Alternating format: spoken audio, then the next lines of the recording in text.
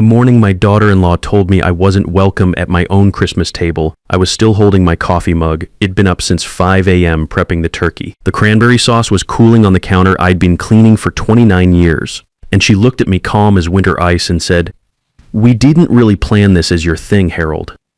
Maybe you'd be more comfortable upstairs." That was my kitchen. My house, my name on the deed since 1995, I stood there holding that mug, the one my son Nelson made me in high school shop class, and for a moment I couldn't breathe. Not because I was surprised. Deep down, I'd known this moment was coming for months. I just had wanted to see it. My name is Harold Pierce. I'm 61 years old, retired union electrician, been living in this house for almost 30 years now. Let me tell you how I got to that Christmas morning, because this story didn't start with Gloria's little announcement. It started 8 months earlier when my son called me from his apartment parking lot. Nelson's 32, got my late wife's brown eyes and her stubborn streak. He's an HVAC technician, good with his hands like his old man. Been married to Gloria for 3 years now. She's 31, works part-time selling real estate. Pretty girl, talks smooth, always dressed like she's going somewhere important. Margaret, my wife, passed 3 years ago, breast cancer. We fought it for 18 months, but it got her anyway. I was 58 when she died. After the funeral, people kept asking if I was going to sell the house, move somewhere smaller. Hell no, this place has everything I worked for. 3 bedrooms, 2 baths, garage with my workshop, backyard with the shed I built myself. Every room has memories painted into the walls. Margaret and I bought this place in 1995 when I was 32, she was 30. Nelson was 8 then, just a kid who loved helping me fix things around the house. We scraped together the down payment from my overtime at the electrical plant and her part-time job at the school district. Took us 20 years to pay it off, but we did it. Every payment on time, every repair with our own hands. The workshop in the garage was Margaret's idea. "You need a space, that's just yours," she said. So I built workbenches, organized my tools on pegboards, put up good lighting. My father's old toolbox sits in the corner, the red Craftsman he carried for 40 years before his back gave out. That workshop became my sanctuary. After work weekends, anytime I needed to think or just work with my hands. When Margaret got sick, that workshop kept me sane. While she was doing chemo, I'd go out there and build things. Birdhouses for the backyard, shelves for her books, a jewelry box for her birthday. The smell of wood shavings and WD-40, the weight of tools in my hands, it was the only place the fear couldn't reach me. After she died, I'd spend hours out there, not always working on anything specific, just being in the space we'd created together. Sometimes I'd write her letters, tell her about my day, about Nelson, about how quiet the house felt without her laugh echoing through it. So when Nelson called that Tuesday in March saying they needed help, money was tight, his company had some layoffs, I said yes before he finished talking. "Just for a few months, Dad," he said, "till we get back on our feet. We'll help with groceries, utilities, whatever you need." I believed him. His my boy. Of course I believed him. They moved in on a Saturday with a rental van, 2 cats, and more boxes than I expected. It cleaned out the big guest bedroom, the one with the east-facing window and attached bathroom. Washed the curtains, put fresh flowers on the dresser Margaret had refinished herself. Wanted them to feel welcome because that's what family does. Gloria seemed fine at first, polite, helpful around the house. She'd make coffee in the mornings, ask if I needed anything from the store. Even complimented my workshop when Nelson showed her around. "So organized," she said. "You must really know what you're doing." The first couple weeks were good, quiet, but good. Nelson and I would sit at the kitchen table in the mornings before Gloria woke up, drinking coffee and talking about work, about life. Reminded me of when he was a teenager and we'd have those slow weekend mornings before the day got loud. Gloria would come down around 9:30 and we'd all have breakfast together. She'd work at the dining room table on her laptop, making calls to clients, scheduling house showings. It seemed manageable, I thought. This is going to work out fine. Then April came and things started changing. Small things at first, so small I almost didn't notice. I came downstairs one morning and the throw pillows on my couch were different. Margaret had picked those pillows herself at a craft fair in Columbus, arranged them just the way she liked, green and burgundy with little tassels on the corners. Now they were stacked differently. 2 of them moved to the chair by the window. I stood there for a minute, looking at them, moved them back to where they belonged. Didn't say anything to anyone. Told myself it was nothing. Maybe Gloria had been cleaning and put them back wrong. Week later, I noticed something else. The picture in the hallway was gone. Small watercolor of a winter scene that my buddy Betty had painted for Margaret after the diagnosis. Simple thing, snow-covered barn, bare trees, but Margaret loved it. Said it reminded her of her grandmother's farm. Found it leaning against the wall in the coat closet, replaced by some abstract print I'd never seen. Gray and pink swirls that look like something from a hotel lobby. The kind of art that doesn't mean anything to anybody. I went upstairs and knocked on their bedroom door. Nelson answered, looking tired. Kid worked long days crawling around attics and basements, installing ductwork. Always came home exhausted. The painting in the hall, I said. Betty made that for your mother when she was sick. It stays up. He looked uncomfortable, glanced back toward the bedroom where I could hear Gloria moving around. Gloria thought it made the hallway feel dark. She got that new print at some shop downtown. She's trying to make the space feel more. More what? More like home. As if it wasn't already my home. As if 30 years of Margaret and me building this place together didn't count for anything. Nelson, I said, keeping my voice level. I appreciate that she wants to feel comfortable here.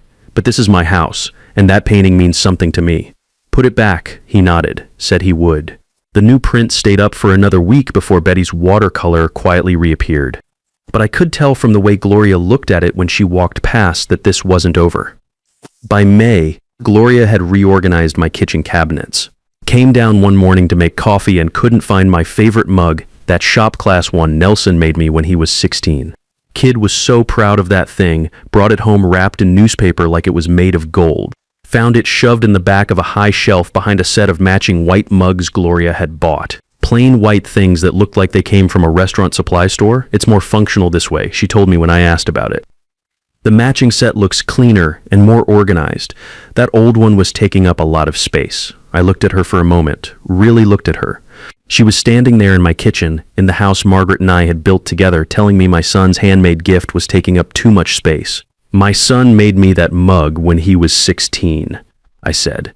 She smiled in that way people smile when they think you're being unreasonable, but don't want to say so out loud. Of course, Harold. Whatever you prefer, but her tone said something different.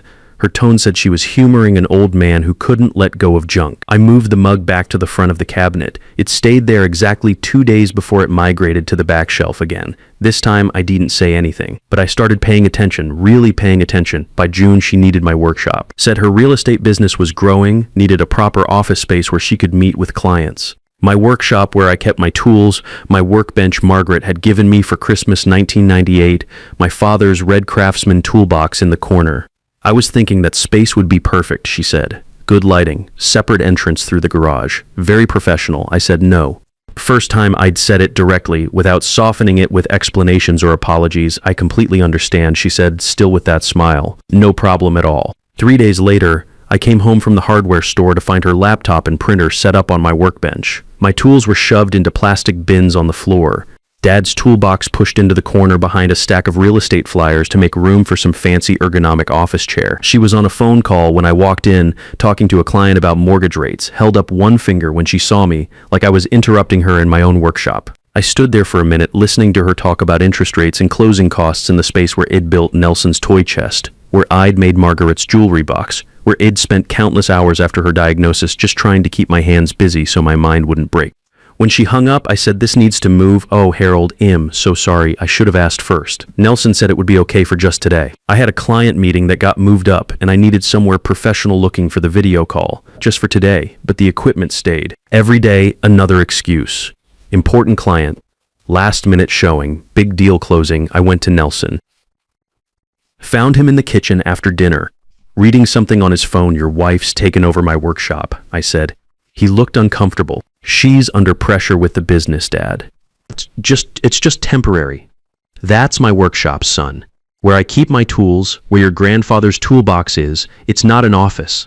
I know Il talked to her. He talked to her. She apologized again, said she understood completely, promised it wouldn't happen again. Her computer stayed on my workbench for 6 more weeks. That's when I started to understand what was really happening here. It wasn't about needing space or making improvements or feeling comfortable. It was about territory, about who had authority in this house. And Gloria was testing how much she could take before I pushed back. Every boundary she crossed that I didn't defend became the new normal. Every temporary arrangement that I tolerated became permanent. She was rewriting the rules of my own house, one small change at a time. Here's the thing, nobody tells you about this kind of situation. It doesn't happen all at once. If someone moved into your house on day 1 and started rearranging everything, throwing out your stuff, claiming your spaces, you'd throw them out immediately. But it happens slow, like water wearing down stone. Each thing by itself seems too small to fight over, too petty, too much trouble for what it's worth. Before you know it, you're standing in your own kitchen feeling like a guest in somebody else's house. By August, 5 months into what was supposed to be a few months' arrangement, two things were clear. First, they had no plan to leave. Nelson had steady work again, overtime even, but there was no talk of apartment hunting, no timeline, no mention of our original agreement. Second, Gloria was treating the house like she owned it. She bought new kitchen towels without asking me, threw out the old ones Margaret had embroidered with little strawberries, replaced the soap dispensers in the bathroom with some fancy set that looked like it belonged in a hotel, started having conversations with my neighbor Pete about trimming the hedge between our yards, talking like she was the homeowner making decisions about property maintenance. And Nelson said nothing. When he did say something, it was always in the tone of a man trying to keep the peace, never a man who understood what was actually happening. That's when I started paying real attention, not just noticing things, but documenting them. I bought a small digital recorder at Radio Shack. Nothing fancy, just something to keep track of conversations. Started taking pictures too. My stuff moved around. Her stuff appearing in places it didn't belong. Kept receipts when she bought things for the house without asking me first. Wasn't planning anything dramatic, just wanted proof of what was going on in case things got complicated later. My buddy Dave from the union had gone through a messy divorce a few years back, and he always said the same thing: document everything. People's memories get fuzzy when lawyers get involved. September came and Gloria told me she was using my address for her real estate license renewal. Not asked, told. Said it was easier for paperwork since she was living here anyway, and it would help with her business having a residential address instead of a P.O. box. Makes me look more established, she explained.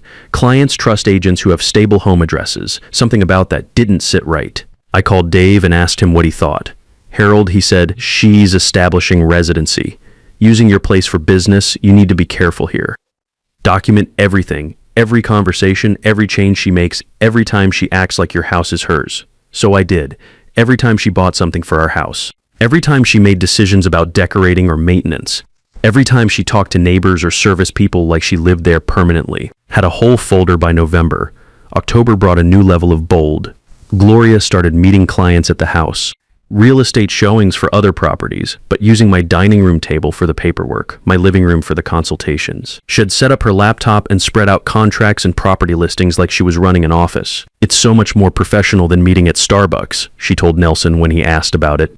Clients respond better to a proper home environment. My home environment that Margaret and I had created together. I started keeping track of how often she did this, how many clients came through, whether she was charging them any kind of consultation fee. Found out later she was advertising in-home consultations on her business website, like having a proper office was part of her service package. Then came November, and Gloria announced she was throwing a Christmas party, not asked, announced. I thought it would be nice to have some people over, she said over breakfast. My sister Barbara, her husband Carl, a couple clients from work. Nothing too big. December 23rd. Sounds fine, I said, stirring my coffee. I'll need to know how many people so I can plan the food. She tilted her head like G said, something odd. Oh, I was going to handle all that. You don't need to worry about anything. Just relax and enjoy yourself. It's my house, Gloria. I'll be involved in any party here. Of course, she said with that smile again. I just meant I wanted to take the pressure off you. Let you be a guest in your own home for once, a guest in my own home. She actually said that. The week before the party, I noticed her buying things, expensive things. New tablecloth, fancy napkins, some kind of centerpiece arrangement that cost more than I used to spend on groceries for a week. All charged to a credit card, all for the party. December 22nd, I came downstairs to find my dining room completely rearranged. My good dining chairs, solid oak, bought them piece by piece over 20 years because we couldn't afford a whole set at once, were mixed with folding chairs from somewhere. The table was moved to the center of the room. My sideboard, where Margaret's china lived, was pushed against the far wall to make space. On the sideboard sat a line of white pillar candles in some modern arrangement that looked like it came from a catalog. My centerpiece, the wooden reindeer Margaret had carved our first Christmas after we bought the house, surrounded by pine branches I cut fresh from the backyard every year, was sitting on newspaper by the back door like trash waiting for pickup. I stood in my dining room doorway for a long moment looking at what she'd done. Then I picked up my reindeer, placed them back in the center of my table where they belonged, moved the white candles to the sideboard, and went to make coffee. Gloria came downstairs at 9:30. Walked into the dining room, walked back out, stood in the kitchen doorway with her arms crossed. I had that arranged a specific way, she said. I know I said not looking up from my coffee and I changed it back. My reindeer go on my table at Christmas. They always have. Her lips pressed together in a thin line. Harold, I spent a lot of time on that arrangement. It looked really elegant. I'm sure it did. But this is my house and those are my decorations. She went back upstairs without another word. I could hear her talking to Nelson, voice getting higher. Couldn't make out the words, but the tone was clear enough. Nelson found me in the kitchen an hour later. Looked tired in that particular way, had been looking for months. The fatigue of a man standing between two people he loves, not knowing how to stop doing it. Dad, he said. About the centerpiece. Nelson, I said, setting down my mug. I'm not having this conversation. Tomorrow's my Christmas party too in my house. My centerpiece stays. He nodded. Didn't push back. I took that as something, even if it wasn't enough. The guests arrived December 23rd at 6 p.m. Barbara and Carl seemed like decent people. Two women I didn't know, clients of Gloria's from her real estate business. Young, well-dressed, perfectly friendly in that professional way. I'd been cooking since 4:30 a.m. Turkey, 2 kinds of pie, cranberry sauce from scratch the way Margaret taught me. Set the table with the good plates, the blue and white ones Wed gotten as a wedding gift and saved for special occasions.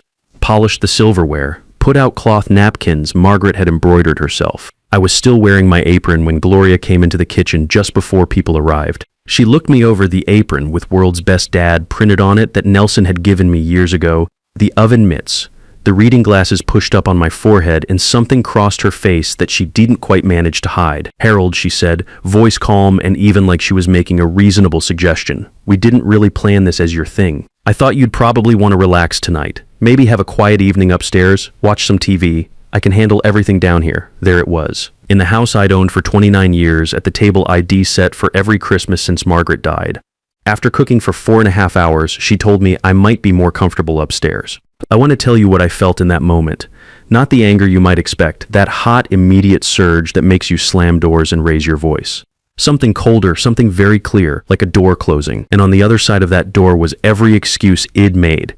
Every time I'd kept quiet, every moment I'd said I'd prefer when I should have said, this is not happening. I took off my apron, folded it neat on the counter, but I didn't go upstairs. I walked into the dining room where the guests were settling in, and I pulled out the chair at the head of the table.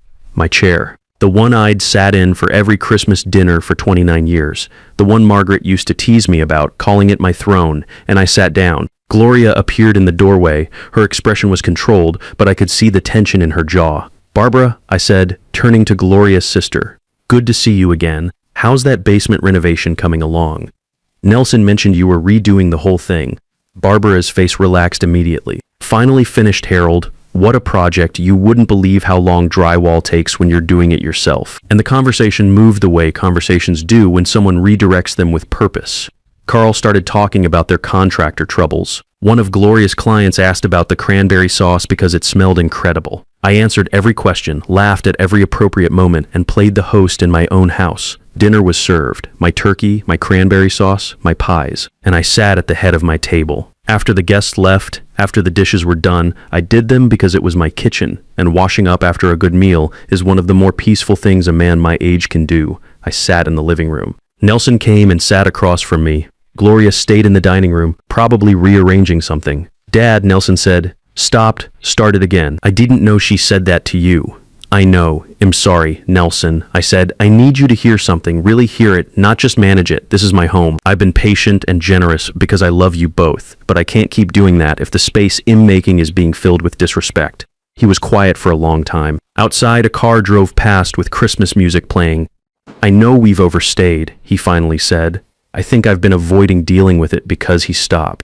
I don't know, it felt easier to stay here. Easier than what? Than figuring out what Gloria and I actually need to figure out. I looked at my son and understood something I hadn't let myself see before. The trouble between Nelson and Gloria wasn't just about my house. Something in their marriage was unresolved, and staying here had given them a way to avoid dealing with it. My space, my patience, my constant presence as something to navigate around, it had all functioned as a distraction from whatever they needed to work out between themselves. That wasn't something I could fix, and it wasn't something I should have to contain. I love you, I told him, always will, but I need you both to find your own place by February 1st. That gives you 5 weeks. I'll help however I can, look at listings with you. help with deposits if money's still tight. But February 1st is the date. He nodded, didn't argue. I think part of him was relieved. They moved out January 29th, 2 days ahead of schedule. Found a nice 2-bedroom apartment about 15 minutes away, complex with a pool and fitness center. When they drove off with the rental truck for the second time, I stood on my front porch and watched until they turned the corner. Then I went inside and put Betty's watercolor back in the hallway where it belonged. Moved my shop class mug to the front of the cabinet. Opened the door to my workshop and stood there for a moment, breathing in the smell of metal and wood and honest work. Got Dad's red toolbox back where it belonged. Put my tools back on the pegboard in proper order. Sat down at my workbench and started planning a project I'd been thinking about: new shelving for the garage, something to organize my fishing gear properly. Nelson calls twice a week now. We talk longer than we used to, and better. Without the strange tension that had built up between us, there's more room for real conversation. He told me last week that he and Gloria started seeing a marriage counselor, which takes courage. I didn't press for details. That's their life to work out. Gloria texted me in February. Short message saying she knew things had been difficult and she was sorry for her part in it.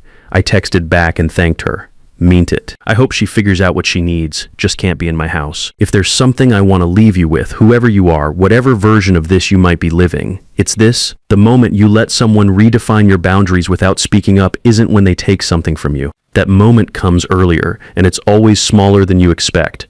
A picture moved, a conversation redirected, a space claimed without asking. If you let those small moments pass in silence because you love someone or want to keep peace, or because each thing seems too minor to fight over, that silence becomes the loudest thing in the room. You're allowed to say no. You're allowed to say this is my home and this is not negotiable. You can say it with kindness and respect, but you have to say it clearly. The people who truly love you will respect a clear boundary. The ones who want are showing you something important about who they really are. Now, when I see other guys going through something similar, I tell them, don't wait like I did. Your house, your rules. Some battles are worth fighting, especially when they're about protecting what you've spent your whole life building. Your home isn't just an address or a place to sleep. It's the shape of your life built by your sweat and sacrifice. Guard it like you'd guard your dignity, because that's exactly what it is. I learned that respect isn't something you can ask for politely or hope someone will give you out of kindness. It's something you have to demand with your actions, even from the people you love most. My name is Lawrence Bennett.